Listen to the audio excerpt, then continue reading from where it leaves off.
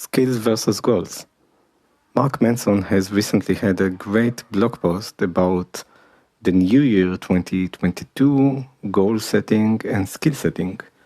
So basically, he divides the two objectives in between skills and goals.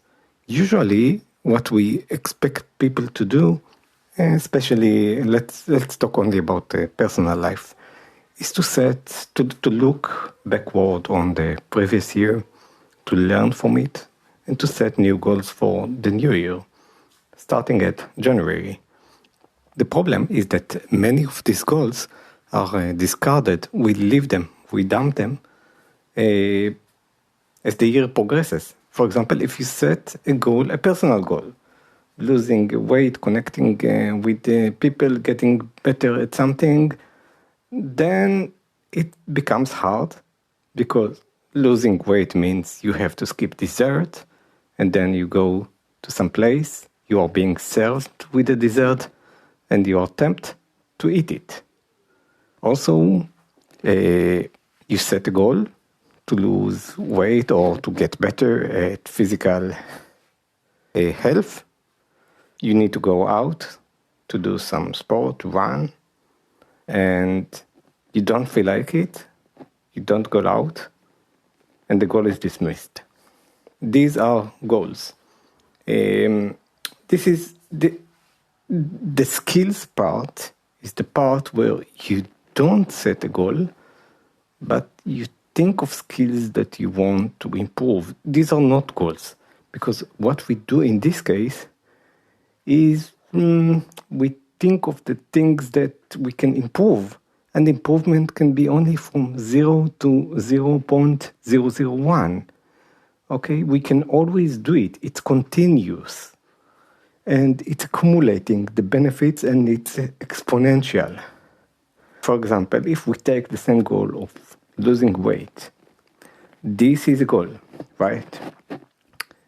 If we look at the skills required for losing weight, then it's improving the ability to say no to a dessert. So we can focus, instead of the goal of losing weight, focus on improving the skill of saying no to desserts. This is the example that Mark Manson gives.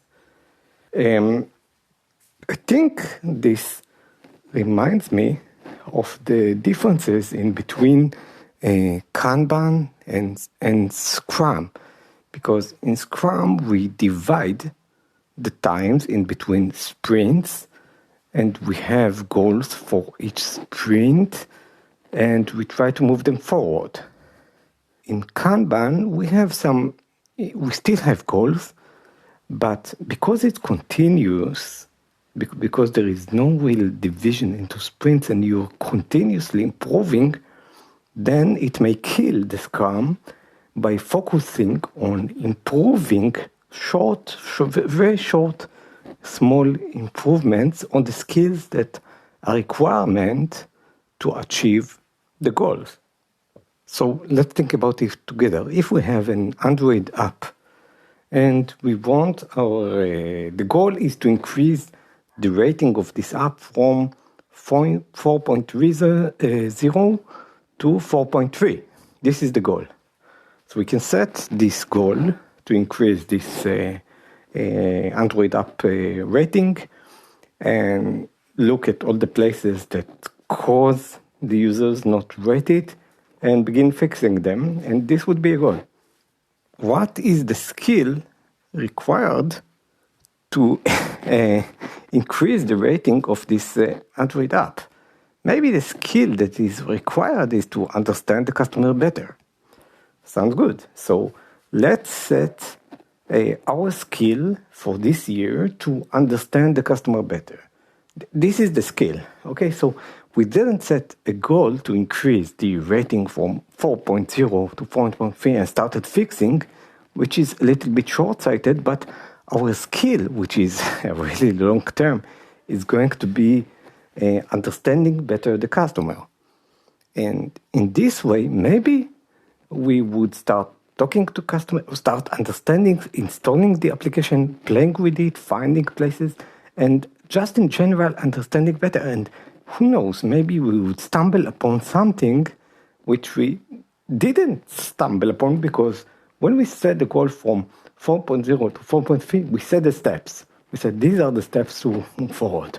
But when we set this general, continuous, exponential improvement skill of understanding better the customer, then maybe we'll hit upon a major pain point of a customer that we wouldn't hit upon on the division and on the goals, and bump the customer rating from 4.0 to 4.8.